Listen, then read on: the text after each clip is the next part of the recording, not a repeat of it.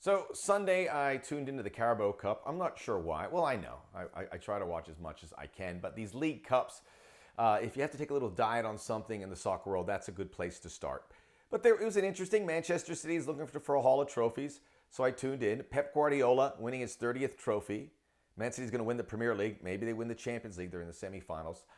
They took on Tottenham Hotspur, and there was no Jose Mourinho on the sidelines. He was dismissed. He was trending on Sunday, and there was like photos of him. What was he doing? And there was a photo of him eating with a friend during the game. And you can see there, looks like he's eating some seafood, lots of vegetables. So clearly Mourinho eats very healthy, as you would expect. He is the vision of health. And the game's going to miss him, but he is looking for a new challenge, and we're wondering where that will be. He still wants the big jobs. The big job's probably not on offer. He's not going to get Manchester United or Barcelona or any of that. The game's caught up with him a bit. Maybe he'll have a chance in Italy where he's revered after what he did with Inter winning the Champions League back in the day. Maybe he goes back to Portugal, but that's not for one of the big jobs. So I was wondering, maybe it's at Major League Soccer. And then I went further in thinking, who in the Premier League would be a good fit in Major League Soccer? Obviously, the Premier League arguably has the best managers in the game. They cast a very wide net all over the world to coach there. The coaches there are as big of rock stars as the players. There's no doubt about it. This is the Soccer O.G. Please subscribe. Go on, hit that button. Hit the button and tell a friend because we're doing some good work here. And while you're at it, check out the Soccer O.G. podcast. A new one is out. I'm joined again by Keith Costigan, and I'm going to tell you why the Super League is not dead. I know. I said last week, and people are going, I'm just telling you, I'm not a fan of the competition.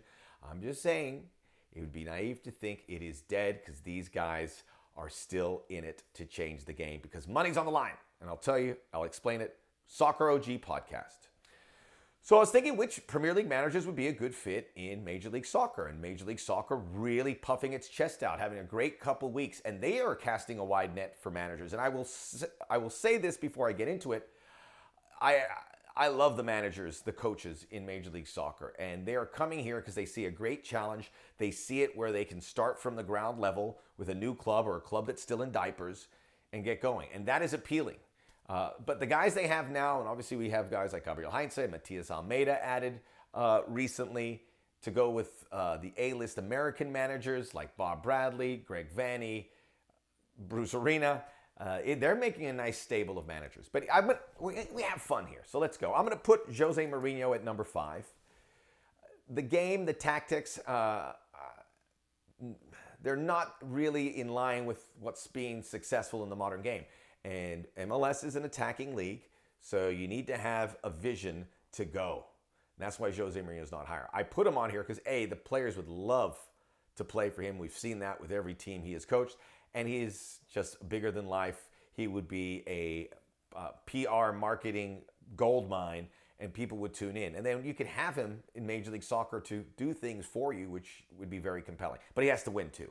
But I think he would have a good reaction. And this is Jose Mourinho, for crying out loud. Number 4 is going to be Brendan Rodgers. And what he's done at Leicester is just remarkable. And those things that he does that would resonate in Major League Soccer is why he makes the list. Attack-minded, possession-oriented, developing young players. I mean, who's developing better young players than Leicester? They're making a huge windfall, selling Ben Chilwell and Harry Maguire, and the list goes on. And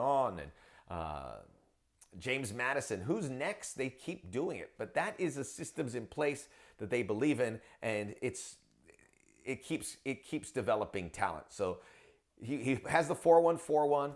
Fullbacks get up a lot, which I love, which other managers like Pep Guardiola, who's on this list, also do very well. Before I go further, guys that didn't make the list, Scott Parker. Obviously, he looks great. He looks great on the sideline, and he's young and hungry. I would like him. The German managers, and I include Ralf Hasenhüttl here, even though he's Austrian, they have found some success.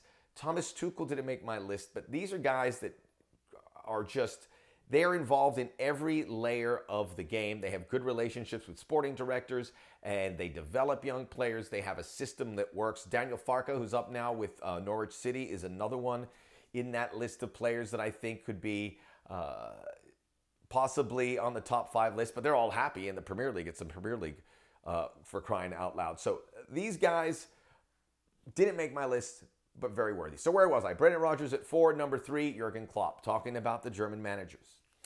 And Klopp, obviously, is a guy everyone knows, a true rock star. And he's got the heavy metal football. And who doesn't love the heavy metal football? An exhausting pace, where they have that defensive pressure, where they force teams to make mistakes, have a very good counter-attacking style. I think if it was a little more in the lines of a Brendan Rodgers, he could have been a little bit higher. But look at that. It's Jurgen Klopp. The list is very strong and always good for a nice quote. And a guy that I think would see a challenge in the United States or Canada as something very appealing in the future for the reasons I laid out earlier. So Jurgen Klopp at number 3. Number 2 is Pep Guardiola. Jose Mourinho is still the biggest name manager in the game, but he's not working right now. So maybe Pep Guardiola is about to inherit the space. Just won another trophy. He is just an absolutely delightful guy in front of the camera, says the right things, and has grown into being as big as many of the players in the game. And he was also in the United States. Remember, these guys travel for these summer tours with their players to get ready. He was also with Bayern Munich, and remember the MLS All-Star game in Portland, which was won by the MLS All-Stars, and he had a hissy fit at the end because he felt the MLS players were being too intense with his guys who were in summer. And then Caleb Porter was like, whoa, I'm a big fan of yours. I'm sorry. I was there. It was one of those, maybe the best MLS All-Star game ever. But Pep Guardiola knows about the U.S. market. All these guys. Getting back to Jose Mourinho quickly, I did an interview with him in, he comes here. He loves Los Angeles. So he would come to L.A. and he would go to UCLA. He loved the UCLA facilities for training for his teams. At that time, he was with Manchester United. So he has that. They are aware of the United States. Time now for number 1. My number 1 is Sam Allardyce.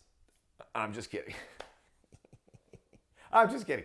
No shot at Big Sam. But remember, he was in the running for a U.S. men's national team job. He said he was interested. You got to love these guys. He said, no, I'm interested. And you're like, well, okay, I guess we'll have an interview. So it's not Sam Allardyce. And number 1 is Marcelo Bielsa. The top of the coaching tree for many of these guys. All the young Argentine coaches look at him as the inspiration. Tactically, he gives young guys a chance. What he's done at Leeds with this pass-oriented attack where it's about making space, working these midfielders, giving the midfielders license to do so much in a game. I would love for a guy like Marcelo Bielsa to work on these MLS midfielders on a certain team. It could pay off on a national team level. Maybe he's a guy that we could get for the national team down the road.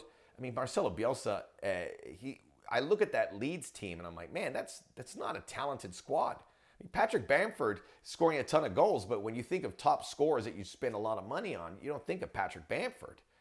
You think about 10 other guys in the Premier League before you think about him.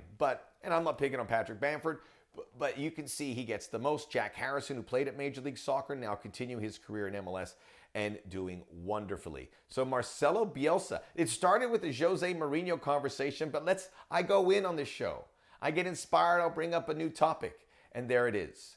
A reminder to check out the podcast, and please subscribe to the Soccer OG. You have it here on YouTube. You have the audio podcast form. I got you covered. I'm going to get you smarter. I'm going to make you fall in love with the game. I'll talk to you soon.